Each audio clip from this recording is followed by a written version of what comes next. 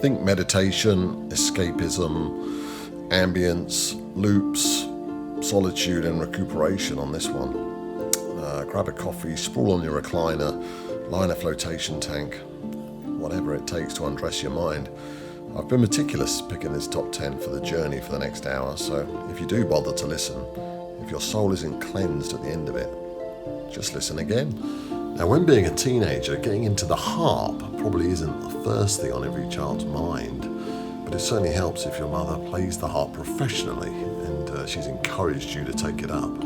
Born in Asheville, North Carolina, Mary Lattimore has been releasing solo work since 2011, and since then she's perfectly surfed the waves of progress, putting in love for her craft and reaping the rewards of accolades ever since. And whether she's met them at a bar or performed as an in-demand session player for other headline acts, Lattimore just seems to effortlessly work with other well-respected musicians such as Steve Moore, Jeff Zeigler, guitarist Thurston Moore of Sonic Youth, Arcade Fire, Beck, Kurt Weill and the Violators, Meg Baird.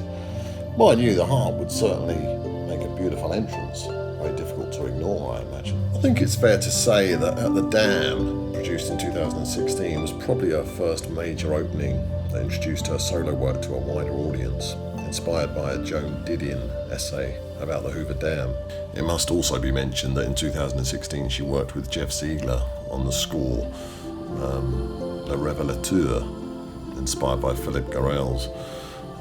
Laurent and Bernadette being my favourite track from that piece. But it's 2017 and beyond for me where she comes into her own when she released Collected Pieces. Wow. And it's not surprising as it's 12 years of her memories living in Philadelphia collected in one album, New Jersey. Before moving to LA, she packed it all into 6 tracks. Wawa by the Ocean is a beauty inspired by a little convenience store on New Jersey shoreline, and the track We Just Found Out She Died, which has a wonderful Twin Peaks David Lynch feel to it, which I later found out was inspired by the log lady in Twin Peaks. Honestly, if I had to pick one album of hers to keep with me, it would be this one. Which brings us to Hundreds of Days a year later. And it was as though realising Collected Pieces, where it found an appreciative audience, it only filled her with more artistic confidence to produce an equally brilliant sequel the following year. A new collection of songs that only confidence can bring, really. And it was the most beautiful summer of my life, as she put it. Made in the perfect setting, living in a barn among the hills overlooking San Francisco's Golden Gate Bridge. It was here where she put her emotions and feelings, putting the ghosts of Philadelphia's past behind her, floating into California's overture. You can certainly feel the beauty in this collection shine through. So 2017 and 2018 marks 2 huge years for Lattimore, where she really finds her voice via a 47-stringed Gentle Giant.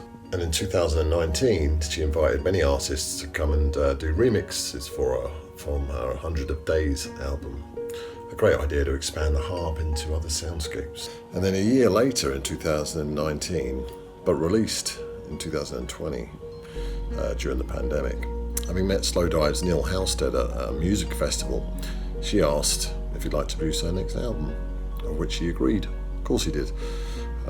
Where she flew to Newquay in Cornwall, resulting in the album Silver Ladders being born, a title taken on an image she recalls in Croatia of metal ladders submerging into the water like swimming pools, but on this occasion into the ocean. This for me is another top 3. Yeah, this completes my top 3 albums of hers, following on from Collected Pieces and Hundreds of Days. So anyway, here's my top 10. I can't wait to see what she does next, to be honest, and no doubt she'll collaborate with some other musical peers, but until then, for any tired and weary, anxious souls out there, Mary Lattimore is the antidote. She's the remedy. She's the real deal.